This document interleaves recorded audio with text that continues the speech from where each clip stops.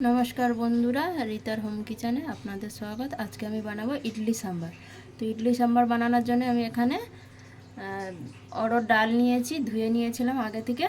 এই অড়হর ডালটা কুকারের মধ্যে দিয়ে দেব। ডালটা আমি কুকারে ঢেলে নিয়েছি। এবার দিয়ে দেব আমি পরিমাণ মতন জল।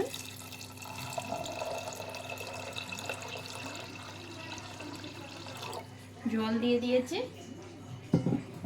এবার আমি কেটে রাখা সব সবজিগুলো দিয়ে দেবো। এখানে ফুলকপি আছে, বেগুন আছে, বিনস আছে, লাউ আছে আর গাজর আছে। সবগুলো আমি সব সবজিগুলো কেটে নিয়েছি আগে থেকে। এবার সব আমি এতে ঢেলে নেব। ডালের মধ্যে সব সবজিগুলো আমি দিয়ে দিয়েছি এখানে। এবার আমি এখানে একটা সিটি মারবো। লবণ দিয়ে দেবো স্বাদ মতন, 2 চামচ লবণ দিয়ে দেবো। আর দিয়ে দেবো 1 চামচ হলুদ গুঁড়ো।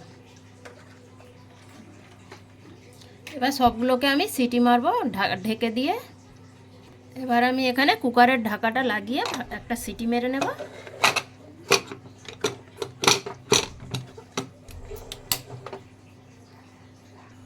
বন্ধুরা, আমি এখানে ইডলি সাম্বার বানাচ্ছিলাম। ইডলি সাম্বার বানানোর জন্য আমি ডালটা সাইডের গ্যাসে বসিয়ে দিয়েছি। দিয়ে এবার ইডলির জন্য আমি ইডলির ব্যাটারটা তৈরি করে নেব। এখানে আমি টক দই নিয়েছি 1 বাটি, এটার মধ্যে ঢেলে দেব। আর নিয়েছি 1 বাটি সুজিটাও এর মধ্যে ভালো করে ঢেলে দেব। দিয়ে 5 থেকে 10 মিনিট এটা আমি ভালো করে নাড়িয়ে নেব। নিয়ে 10 মিনিটের জন্য আমি এখানে ছেড়ে দেবো এটা ফুলাতে। পরিমাণ মতন অল্প একটু জল দিয়ে দেব।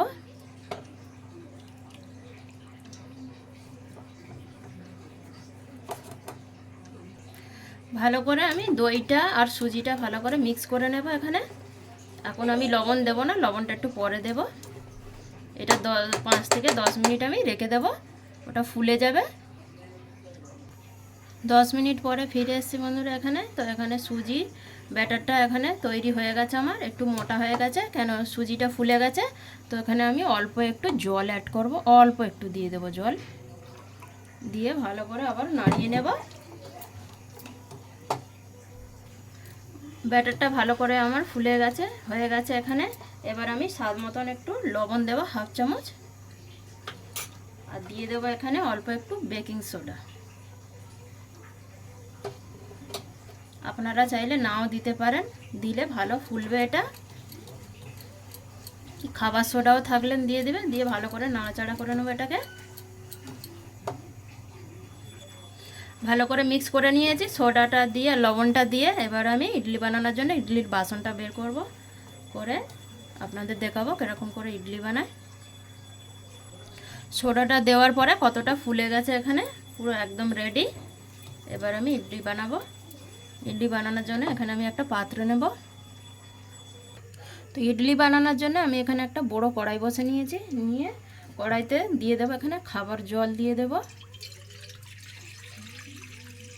অল্প একটু জল দিয়ে দেব। জলটা গরম হবে আমার এখানে।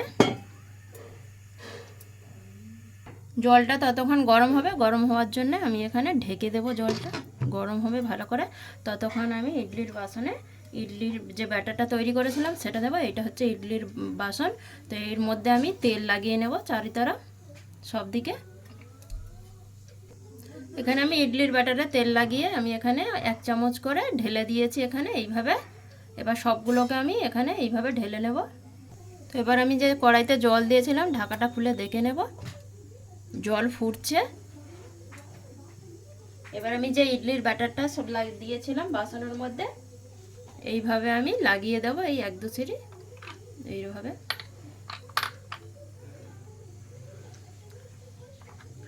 দিয়ে দেব আমি এর মধ্যে। দিয়ে আবার আমি ঢেকে দেব।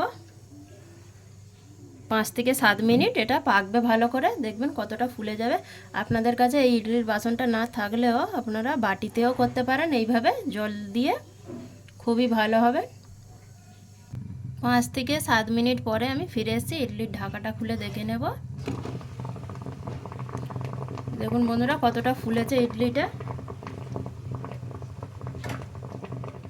ইডলিটা একদম পুরো রেডি, পুরোপুরি। তো এবার আমি এটাকে একটু তুলে নেব। এটা কিন্তু ছুরির সাহায্যে তুলতে হবে ধীরে ধীরে। তো আমি এখানে তুলে দেখাচ্ছি, একদম পেকে গেছে, ফুলেও গেছে কতটা। তো এইভাবে বন্ধুরা তুলতে হবে, চাকুর সাহায্যে এইভাবে কোনাচে করে আস্তে আস্তে করে তুলতে হবে। খুব নরম সফট একদম হয়ে গেছে। আবারও আমি সব ইডলিগুলো এইভাবে বানিয়ে নেব। আবারও আমি দিয়ে দিয়েছি। আবারও 5 থেকে 7 মিনিট পরে আমি বন্ধ করে দেব, ঢেকে দেব। এখানে আমি 5 থেকে 7 মিনিট হয়ে গেছে। এবার আমি ইডলির ঢাকাটা খুলে দেখে নেব। ইডলি একদম হয়ে গেছে, পেকে গেছে, দেখুন কতটা ফুলে গেছে। এবার আমি সব ইডলিগুলোকে তুলে নেব। ইডলি হয়ে গেছে বন্ধুরা। এবার আমি যে ডালটা বানাবো, যে ডালটা আমি কুকারে দিয়ে সবজি দিয়ে সিটি মেরেছিলাম, এই যে ভালোভাবে সেদ্ধ হয়ে গেছে। এবার আমি এটা তড়কা দেব। তড়কা দেওয়ার জন্য আমি এখানে ওই কড়াই বসাবো। কড়া গরম হয়ে গেছে। এবার ঢেলে দেবো আমি তেল। পরিমাণ মতন তেল দিয়ে দিলাম।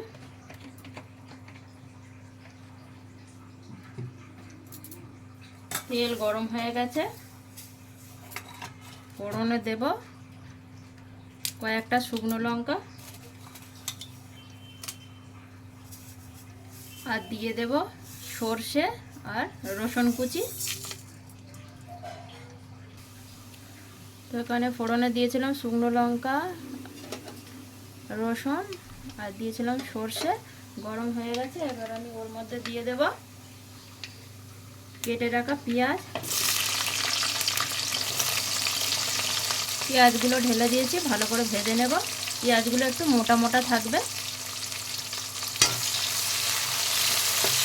ভালো করে নাড়াচাড়া করে নেব।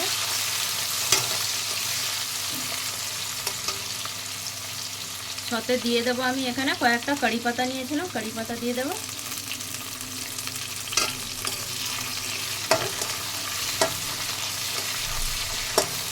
ভালো করে ভেজে নেব। পেঁয়াজটা ভালো করে ভাজা হয়ে গেছে। পেঁয়াজটা বেশি ভাজবো না, একটু ব্রাউন ব্রাউন হয়ে যাবে। পেঁয়াজটা একটু কাঁচা কাঁচা থাকলে ভালো লাগে। এবার দিয়ে দেবো আমি একটা কেটে রাখা টমেটো, দিয়ে আবার ভালো করে নাড়িয়ে নেব। সাথে দিয়ে দেবো আমি লবণ।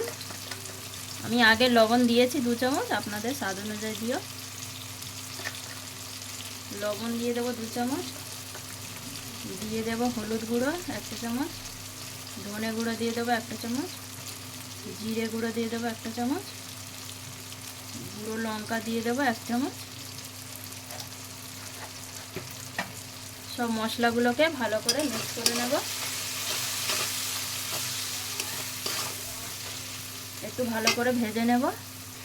মশলাগুলো ভালো করে ভাজা হয়ে গেছে। এবার দিয়ে দেব আমি 1 চামচ সাম্বার মশলা।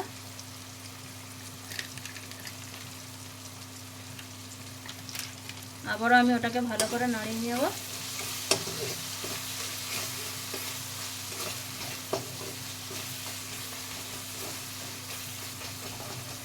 ভালো করে নাড়িয়ে নিয়েছি। সব মশলা এখানে ভাজা হয়ে গেছে। এবার আমি যে ডালটা সেদ্ধ করে রেখেছিলাম সেই ডালটা ঢেলে দেব।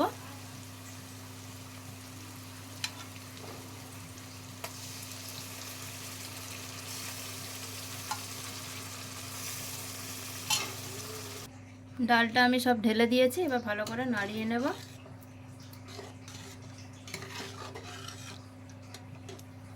দেখুন সবজিগুলো একদম গোটা গোটা হয়ে আছে।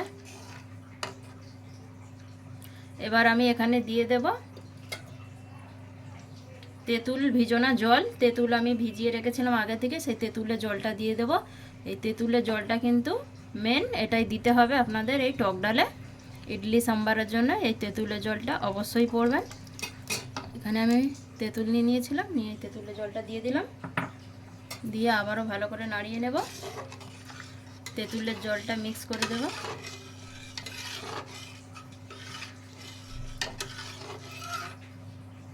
দু থেকে 3 মিনিট আমি এটাকে ভালো করে ফুটিয়ে নেব। 2 থেকে 3 মিনিট পরে চলে এসেছি। আমার ডাল এখানে হয়ে গেছে, টক ডাল ইডলি সাম্বারের জন্য ভালোভাবে হয়ে গেছে ডালটা। এবার আমি এখানে একটা ছকারে অল্প একটু ঘি নিয়েছিলাম, আর নিয়েছিলাম একটু কারি পাতা আর একটু সাম্বার মশলা, ওপর থেকে ছক দিয়ে দেব। এই ছকটা আপনারা চাইলে নাও দিতে পারেন, তবে ঘি দিলে একটু ভালো টেস্ট আসে।